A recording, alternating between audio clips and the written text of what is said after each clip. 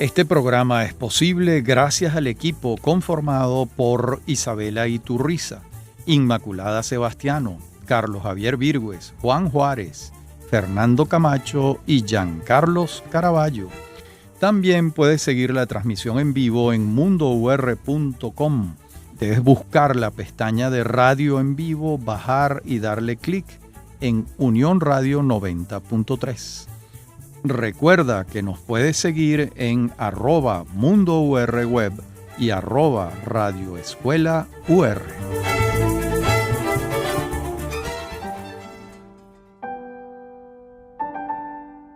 Saludos para todos. Estamos en Venezolanos, como siempre, en esta serie que venimos desarrollando sobre Hispanoamérica.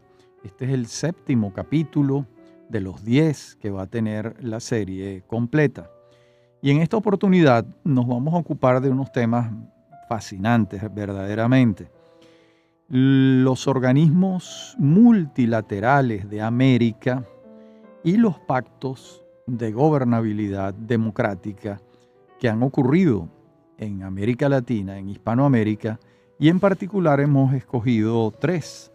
El Pacto del Frente Nacional en Colombia, el Pacto de la Concertación Democrática en Chile y el Pacto de Punto Fijo en Venezuela. De modo que ese va a ser nuestro programa. Comencemos con los organismos multilaterales. Aunque no es americano, el primer ensayo mundial de un organismo multilateral es la llamada Sociedad de las Naciones, que se creó en 1922, después de la Primera Guerra Mundial, a instancias de los Estados Unidos, de otros países europeos, buscando mecanismos de diálogo, buscando mecanismos de concertación que impidieran una conflagración como la que ya había ocurrido entre 1914 y 1918. El mundo prevenido, alarmado por aquella guerra que también se llamó la Gran Guerra por la extensión de los territorios que estuvieron involucrados en la conflagración, creó la Sociedad de las Naciones en Suiza. Se buscaba pues que el mundo tomara caminos dialogantes y que no fuese a las armas. Por supuesto, la Sociedad de las Naciones, en lo que estalla la Segunda Guerra Mundial en 1939, pues ya tenía muy poco sentido. También no había podido evitar la Guerra Civil Española en 1936 y sus mecanismos habían sido muy débiles para enfrentar las guerras que se iban orquestando en el mundo, de modo que desaparece. Y vamos a tener un renacimiento de un organismo mundial basado en la experiencia de la Segunda Guerra Mundial en 1945, cuando se crea la Organización de las Naciones Unidas en San Francisco, en los Estados Unidos. Allí se habían valido consistentemente de la experiencia anterior de la Sociedad de las Naciones. Esta vez el organismo sí tuvo larga vida, existe, hay muchas críticas, pero ahí está. Ha logrado algunas veces momentos felices para la humanidad, otras veces no tanto, pero allí está la Organización de las Naciones Unidas, creada en 1945. Recordemos que estamos en Hispanoamérica, o América Latina, como también se le llama. Y vamos a hacer esta cronología de los organismos multilaterales, como su nombre lo indica, cronológicamente. De modo que ahora viene el TIAR, Tratado Interamericano de Asistencia Recíproca. Se firmó en Río de Janeiro en 1947. Ese tratado tenía un primo hermano o un hermano o una historia paralela en la OTAN, la Organización del Tratado del Atlántico Norte. La OTAN ha tenido mucho trabajo en relación con los motivos por los que fue creado. No así el TIAR, porque el TIAR, inspirado en la OTAN o bajo la misma lógica geopolítica, em, supondría la asistencia recíproca de todos los países americanos en caso de una agresión de una potencia extranjera. Ha tenido momentos en que no se ha aplicado. Por ejemplo, cuando Argentina se propone recuperar las Islas Malvinas y Gran Bretaña manda una armada desde Gran Bretaña a enfrentar la guerra que le han declarado los argentinos, pues algunos países de América Latina se solidarizaron con Argentina, pero otros no, empezando por los Estados Unidos, que no se solidarizó con la Argentina en esa circunstancia.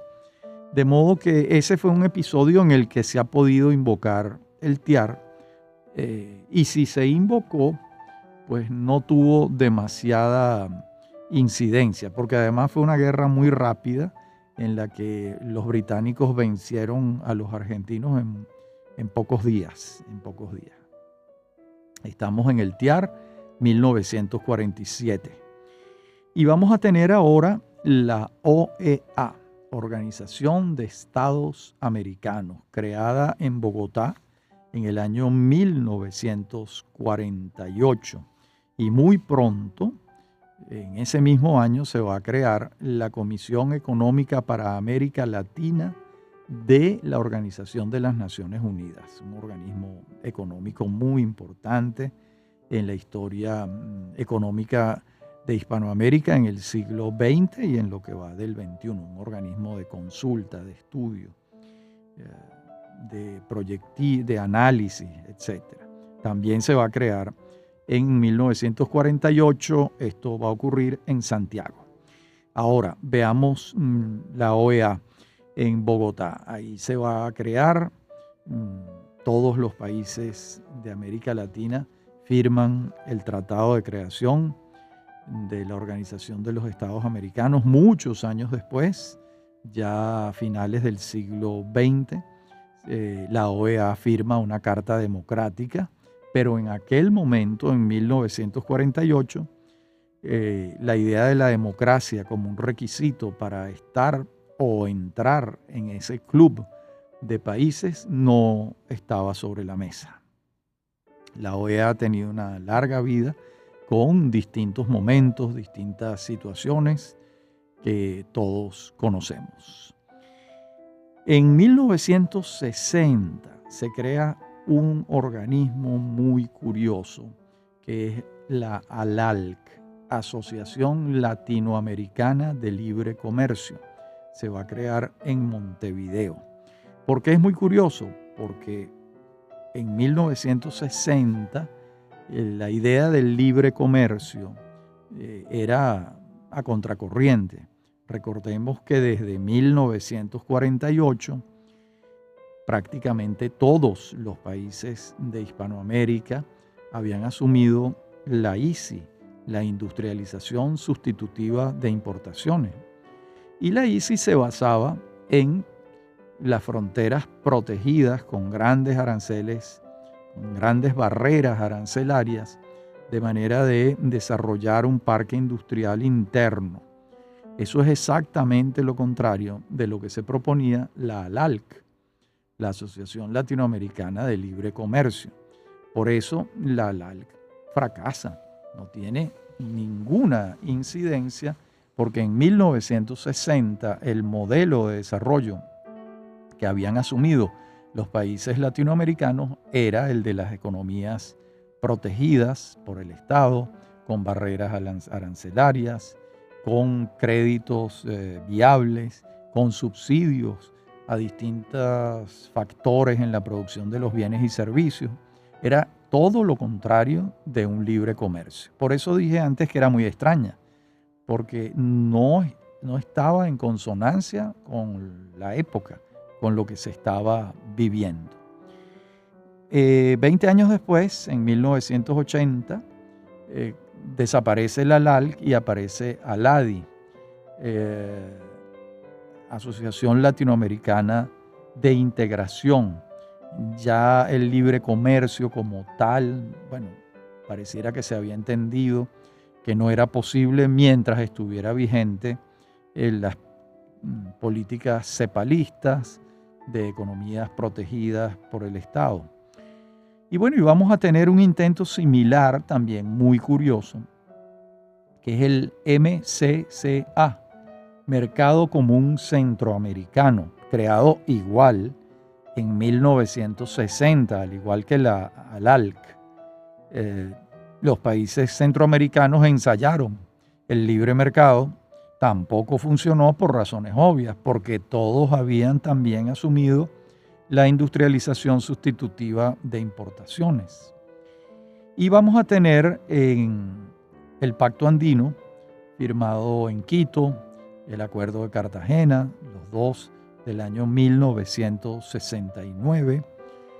Venezuela no entró en las primeras de cambio en el Pacto Andino, lo va a hacer a partir de 1973 y con unas circunstancias muy particulares, porque el Pacto Andino suponía también un mercado común económico y allí Venezuela tenía grandes dificultades por la enfermedad holandesa. Venezuela tenía unos costos de producción muy altos por el enorme ingreso en divisas que le entraba a las arcas del país por la explotación petrolera. Pero en la próxima parte del programa vamos a ver entonces cómo se siguen desarrollando estos hechos. En todo caso, el Pacto Andino en sus primeros momentos para Venezuela fue una dificultad mayor, retrasó la entrada, los empresarios presionaron para retrasar la entrada hasta que ocurre en 1973. En la próxima parte del programa veremos otros organismos multilaterales que nos dan una idea del desarrollo político de Hispanoamérica. Ya regresamos.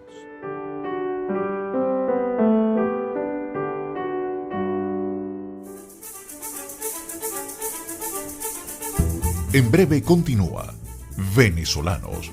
Somos Unión Radio Cultural.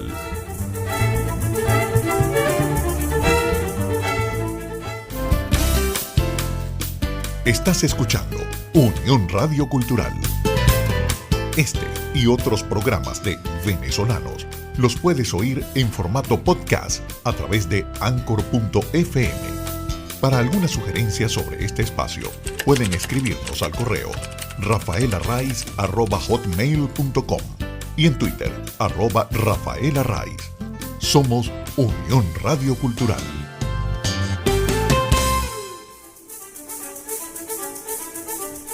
Estamos de regreso con Venezolanos. Somos Unión Radio Cultural.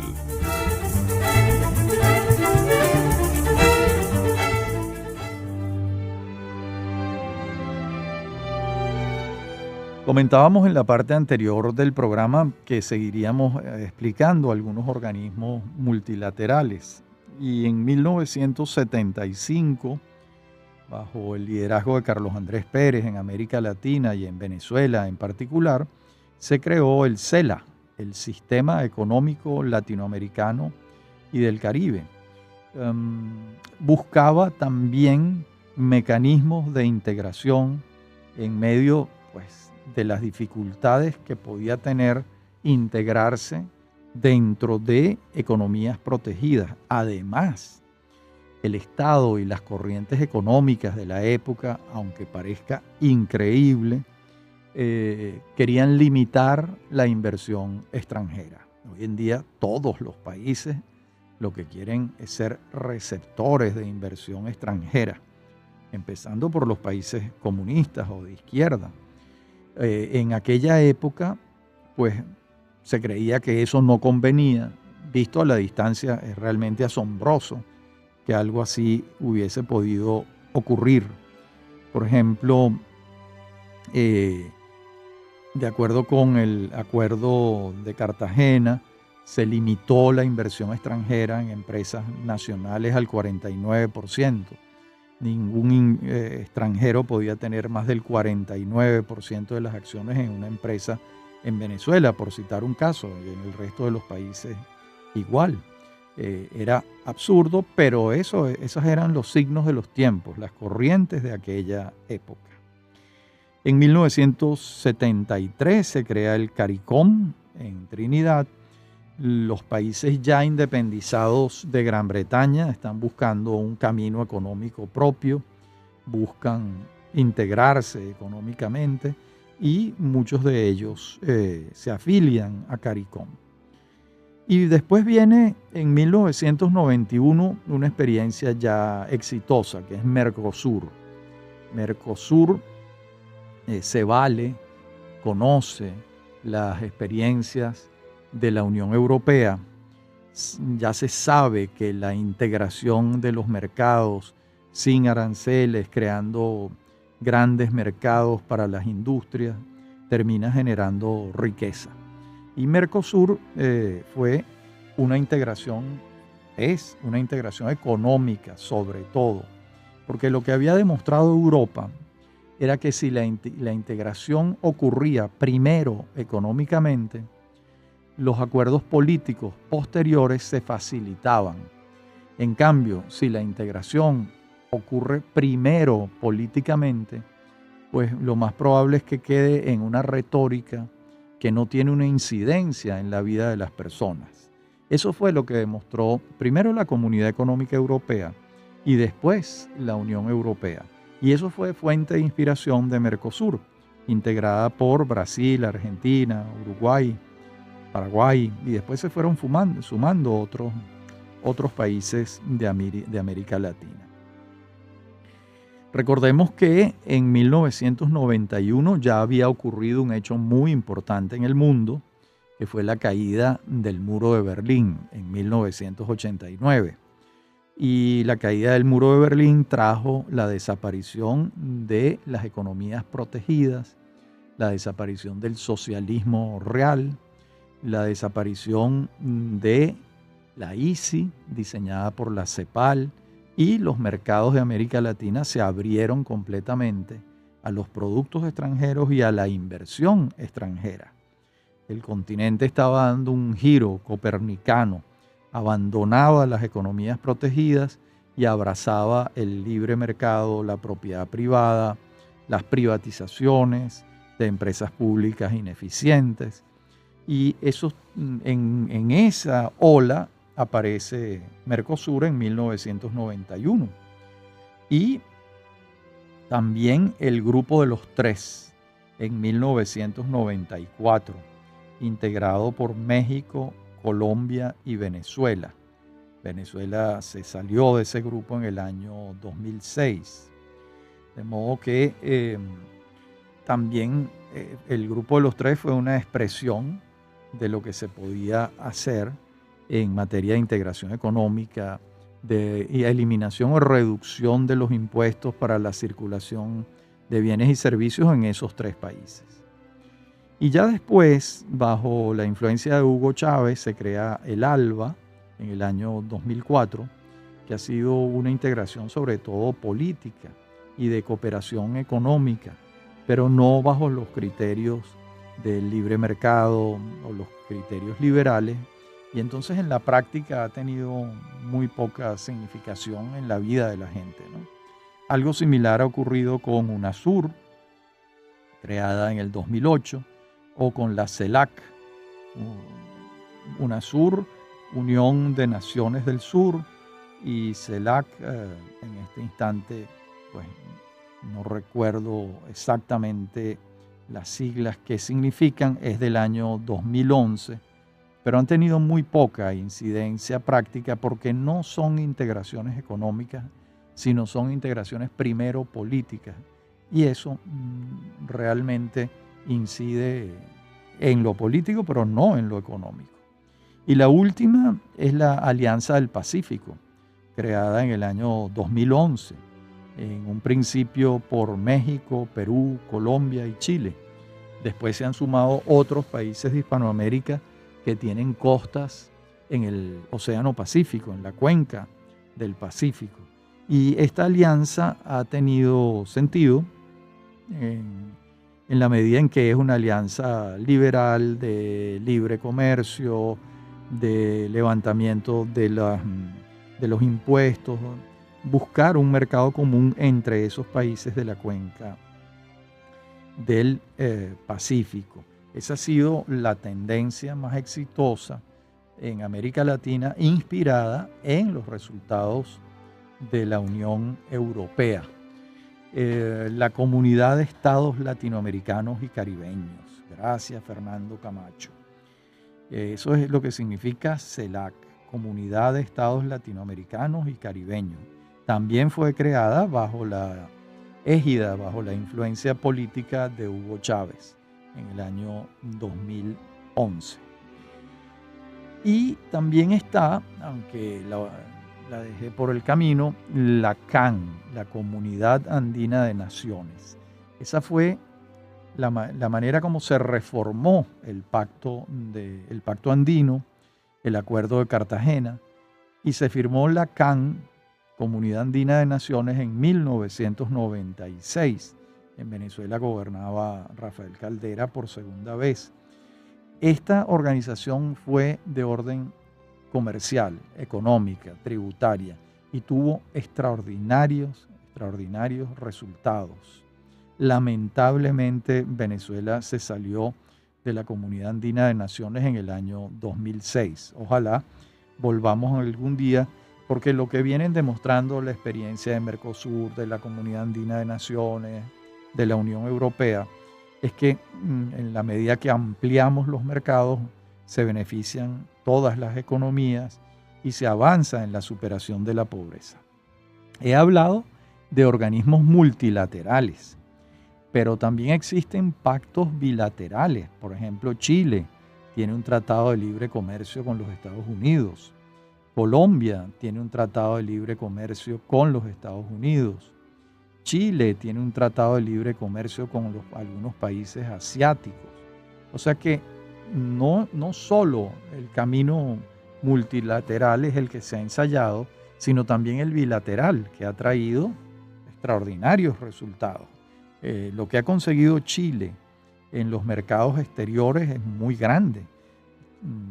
Toda la producción de vinos de Chile no alcanza para surtir el mercado norteamericano, y en consecuencia el crecimiento de la producción vinícola chilena ha sido enorme en los últimos años, en las últimas décadas. Esto casi que no hay que argumentarlo, porque son evidentes los beneficios que tienen este tipo de acuerdos, ya sean multilaterales o bilaterales, para el crecimiento de la economía. En la próxima parte del programa vamos a comenzar a ver el Pacto del Frente Nacional en Colombia. El Pacto del Frente Nacional en Colombia. Eso va a ser muy interesante. Vamos a ver cómo se organizó, qué pasó allí, por qué fue necesario firmar un pacto de esa naturaleza y cuáles fueron sus características esenciales. Vamos a ver eso con detenimiento. Bien, en la próxima parte del programa entonces nos detenemos en Colombia y el Pacto del Frente Nacional. Ya regresamos.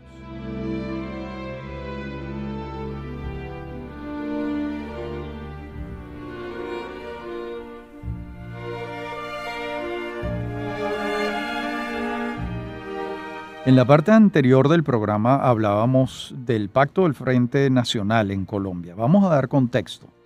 Recordemos que gobernaba Mariano Ospina Pérez entre 1946 y 1950 por el Partido Conservador Colombiano, y el 9 de abril de 1948 ocurrió el asesinato de Jorge Eliezer Gaitán, y el Bogotazo. ¿Qué fue el Bogotazo? La indignación popular frente al asesinato del gran líder del Partido Liberal, que era la esperanza de los colombianos de a pie, vamos a llamarlos así, quemaron a la ciudad. Fue una circunstancia dramática la que ocurrió allí. Paradójicamente o coincidentalmente, en ese momento estaba reunida la asamblea que estaba creando la OEA en Bogotá. De modo que coincidieron ambos acontecimientos. Y a partir de allí, bueno, viene una situación bastante convulsa en Colombia a partir del 9 de abril de 1948. A Mariano Ospina Pérez lo sucede en la presidencia otro conservador, Laureano Gómez, que gobierna entre 1950 y 1951 y se retira por motivos de salud. Y lo sucede durante 2 años Roberto Urdaneta Arbeláez. Por cierto, estos Urdaneta colombianos son los mismos Urdanetas zulianos nuestros, de Rafael Urdaneta, son parientes. Y una vez que termina, es decir, una vez que se recupera de la salud, Laureano Gómez vuelve a la presidencia de la República en 1953. Y entonces ocurre que el general Gustavo Rojas Pinilla le da un golpe de Estado a Laureano Gómez y se inicia una dictadura en Colombia. Se convoca a una asamblea constituyente. Esta asamblea elige a Rojas Pinilla en junio de 1953 para el periodo 1954-1958. Hay que aclarar que no fueron unas elecciones democráticas porque no hubo voto universal directo y secreto, sino la elección de la asamblea constituyente del presidente de la República. Esta situación muy extraña en Colombia porque no había una tradición de dictaduras militares, escasísimos ejemplos en el pasado, alarmó, disparó los resortes democráticos colombianos y en 1956 tienen una primera reunión Laureano Gómez por el Partido Conservador y Alberto Lleras Camargo por el Partido Liberal en un balneario en España que se llama Benidorm. Y ellos acuerdan la paz allí, porque recordemos que buena parte de el golpe de Estado de Rojas Pinilla a Laureano Gómez se debía a los permanentes enfrentamientos entre el Partido Liberal Colombiano y el Partido Conservador. Era una guerra declarada entre los dos partidos, pero no estoy hablando de una guerra verbal solamente, era una guerra. Entonces eso llevó a la intervención de los militares. Entonces volver a la paz democrática suponía que llegaran a un acuerdo Gómez y Lleras Camargo, y eso fue lo que ocurrió en Benidorm. Y en 1957, entonces, se destituyó a Rojas Pinilla, se forma una junta militar o un gabinete paritario, 5 conservadores, 5 liberales y 5 militares liberales y 5 conservadores, de manera de hacer la transición hacia la democracia. ¿Quién destituye a Rojas Pinilla? Bueno, las fuerzas políticas y sobre todo las fuerzas militares que están de acuerdo con lo que viene tejiendo el pacto del Frente Nacional. Pero todavía no se ha firmado.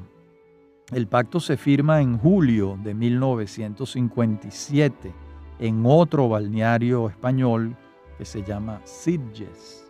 Por el nombre me parece que debe ser un balneario catalán.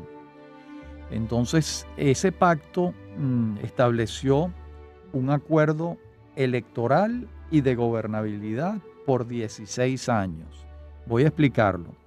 El pacto de Punto Fijo es muy distinto al pacto del Frente Nacional en Colombia. Este pacto suponía que el Partido Conservador y el Partido Liberal antes de las elecciones se ponían de acuerdo en un candidato que apoyarían los dos partidos. Entonces, era un acuerdo electoral. El pacto de Punto Fijo no fue así. Y también era un acuerdo de gobernabilidad, porque después gobernaban los dos partidos juntos, conjurando la violencia que se había desatado en Colombia. Llegaron a un acuerdo que el Partido Liberal gobernaría primero.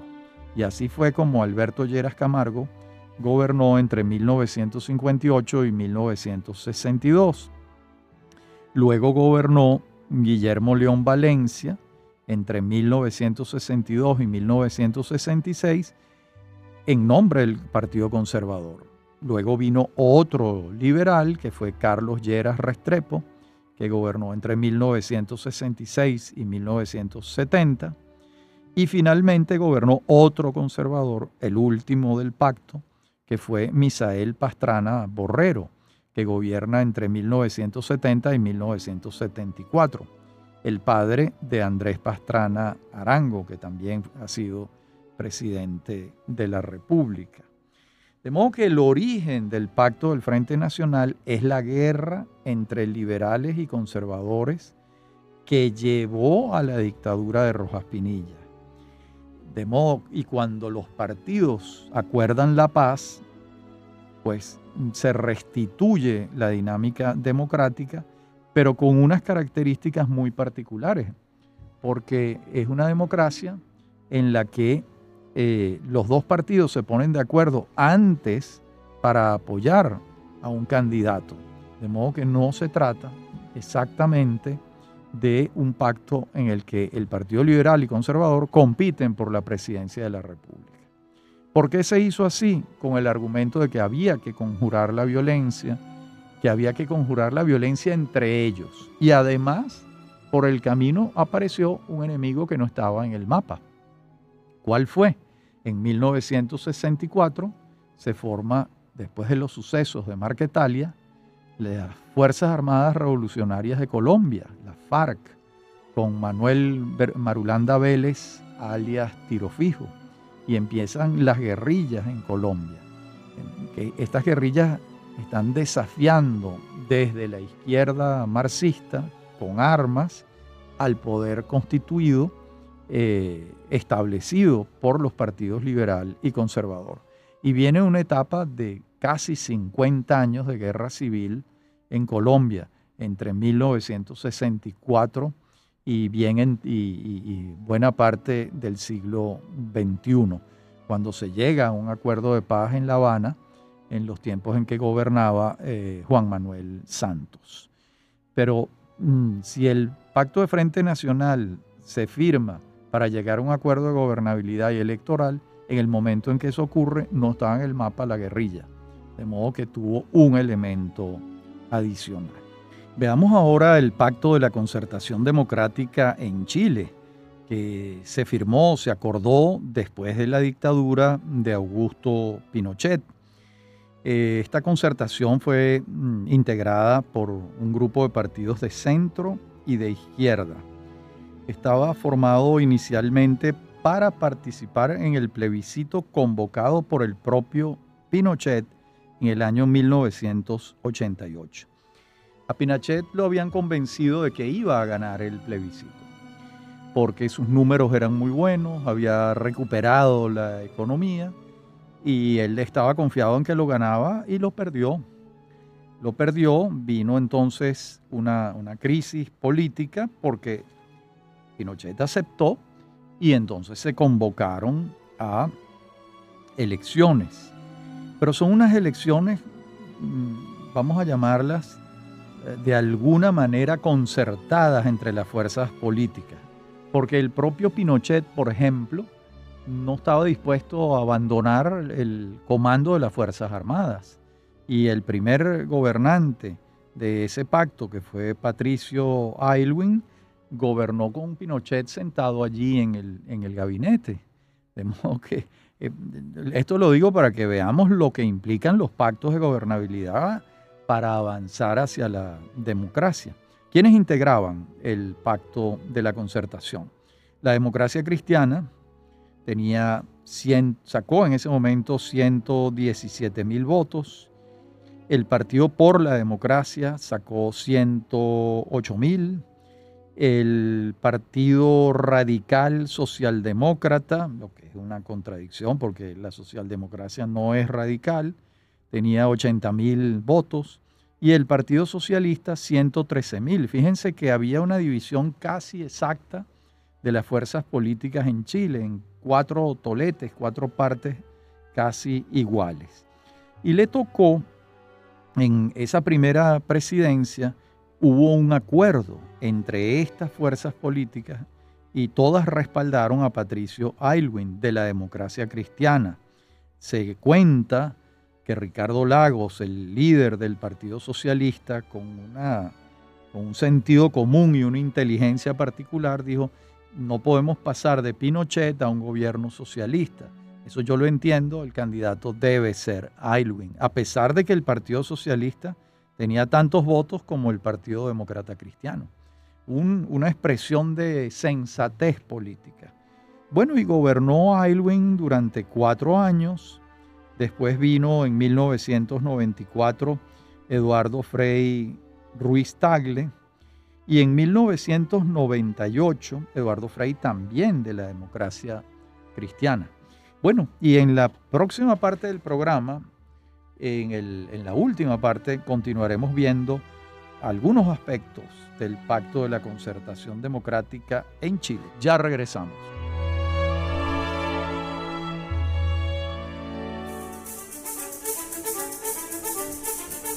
En breve continúa Venezolanos.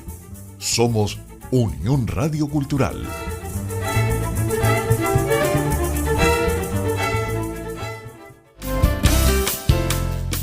Estás escuchando Unión Radio Cultural. Este y otros programas de Venezolanos los puedes oír en formato podcast a través de Anchor.fm. Para alguna sugerencia sobre este espacio, pueden escribirnos al correo rafaelarraiz@hotmail.com y en Twitter @rafaelarraiz. Somos Unión Radio Cultural. Estamos de regreso con Venezolanos. Somos Unión Radio Cultural.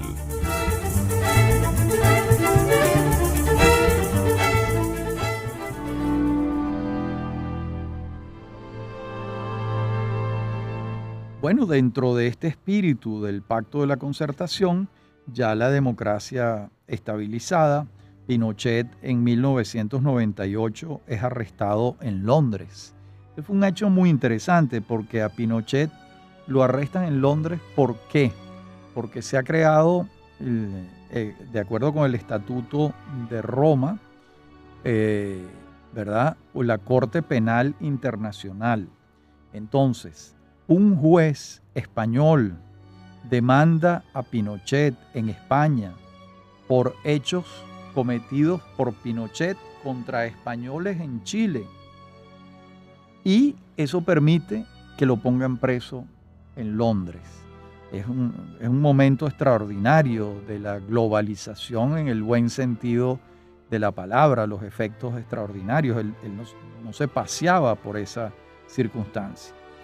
Bueno, y en el año 2000 ha avanzado la democracia chilena y gana Ricardo Lagos, un líder del Partido Socialista.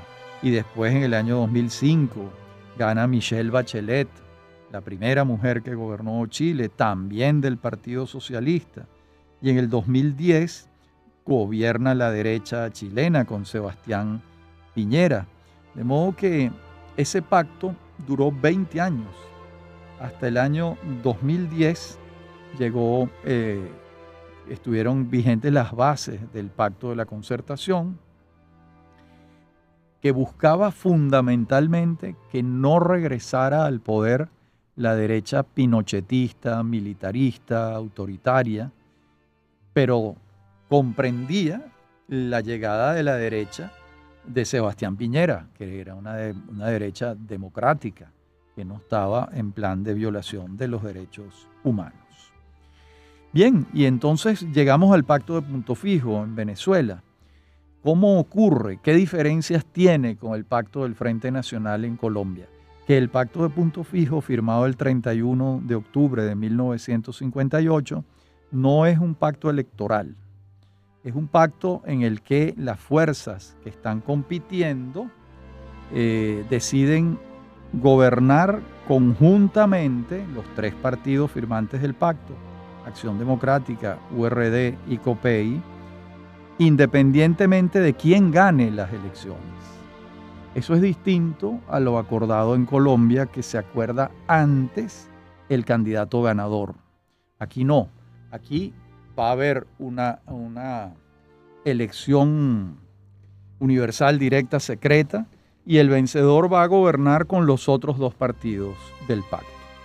Esto fue importante para Venezuela. Venezuela venía de 10 años de una dictadura militar, de gobiernos de facto, de Carlos Delgado Chalgó, de Germán Suárez Flamerich, de Marcos Pérez Jiménez, e instaurar la democracia no era fácil. Se necesitaba un acuerdo político entre los partidos que hacían vida política en Venezuela para adelantar un sistema democrático. Al igual que ocurrió en Colombia, en Venezuela también se presentó la guerrilla, la izquierda radicalizada, que pensaba que, como había ocurrido en Cuba, se podía llegar al poder por la vía de las armas. Y lo intentaron en Colombia, no lo lograron después de 50 años de intentos. Lo intentaron en Venezuela y en pocos años fueron derrotados. El pacto sirvió para defender al gobierno de Betancur, que Betancur gobernó en medio de un fuego cruzado. ¿Por qué digo esto? Porque lo adversaba la derecha prejimenista, el atentado de los próceres, donde casi pierde la vida. Se orquestó, todo indica que se orquestó en Santo Domingo. Su archienemigo histórico, Rafael Leónidas Trujillo, un hombre de la derecha. Pero a la vez Betancur batallaba contra la guerrilla izquierdista. Y él estaba en el medio de aquel fuego cruzado. Hubo alzamientos militares, el porteñazo, el carupanazo, el barcelonazo. Muchos de estos alzamientos eran de militares que añoraban la dictadura de Pérez Jiménez, y otros eran de militares izquierdistas que buscaban el camino del poder por la vía de las armas. Esto lo tuvo que enfrentar Betancur, y cuando va a gobernar Raúl Leoni, ya los intentos insurreccionales, los golpes de Estado de la derecha militar han desaparecido, y Leoni se concentra en la derrota de las fuerzas guerrilleras de izquierda. Y eso es lo que va logrando a lo largo de los 5 años de su gobierno, al punto tal que cuando comienza a gobernar en 1969 Rafael Caldera, las fuerzas de izquierda insurreccionales estaban casi derrotadas, y ellos se acogen a la política de pacificación de Caldera. ¿En qué consistía? Bueno, el Estado va a olvidar los delitos que ustedes han cometido, los considera a todos delitos políticos, y los invitamos a integrarse a la vida democrática. Los que acepten estas condiciones, casi todos aceptaron, algunos no, se quedaron muchos años en la selva batallando en la guerrilla, pero en su mayoría aceptaron la pacificación. El Pacto de Punto Fijo como tal duró poco, porque a los 2 años, cuando la OEA separa a Cuba de la OEA porque considera que Cuba ha incurrido en prácticas no democráticas, en ese momento el sector de izquierda de URD se separa del Pacto de Punto Fijo. Y el gobierno de Betancur termina siendo un gobierno que la gente llamaba la guanábana, porque era verde por fuera por el partido COPEI y blanco por dentro por el Partido Acción Democrática. Entonces, esos 5 años de Betancourt fueron los de la Guanábana, los primeros 2 años los del Pacto de Punto Fijo. Y ya después Leoni, cuando gobierna, no gobierna con Copey, gobierna con las fuerzas de Arturo Uslar Pietri, del FND, Frente Nacional Democrático. Pero fíjense que tenía la necesidad de gobernar pactando con otras fuerzas porque estaba enfrentando una insurrección guerrillera, estaba enfrentando un desafío bélico y necesitaba cohesionar a las fuerzas democráticas. Cuando ya se inicia la pacificación, Caldera no tiene la necesidad de gobernar con nadie, gobierna solo, no gobierna con ninguna otra fuerza política porque ya se han conjurado los desafíos que acecharon a Leoni y a Betancourt. Bueno, estos son los 3 pactos que hemos revisado en el día de hoy.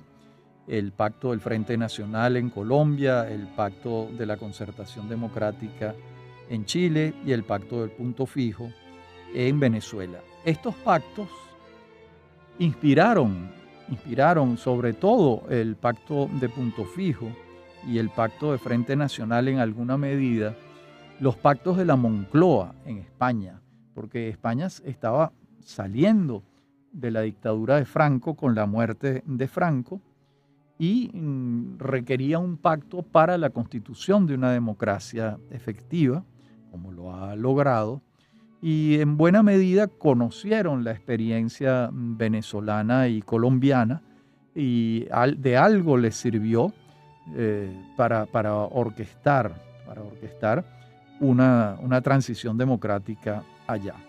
Estoy hablando de 1976, 77, 78. La figura central de esa concertación en España fue Adolfo Suárez. Y la figura central de las concertaciones en Chile, creo que en un comienzo fue Patricio Aylwin, y creo que alrededor de Betancourt se concitaron las fuerzas políticas con las que gobernó los primeros años de su gobierno, entre 1959 y 1961, y después Betancourt y Caldera, que terminaron ese periodo de Betancourt. Bueno, hasta aquí, amigos, estas explicaciones sobre los pactos de gobernabilidad, buscando la democracia en América Latina en distintas circunstancias históricas, y en los primeros 2 segmentos del programa revisamos todos los intentos, algunos fallidos, otros exitosos, de integración económica y política en Hispanoamérica. Allí revisamos todos los que han tenido éxito, los que han tenido un éxito menor, por qué han tenido éxito los que lo han tenido y por qué no los que no han logrado grandes realizaciones concertadas entre distintas naciones. Como siempre, ha sido un gusto hablar para ustedes. Hasta nuestro próximo encuentro.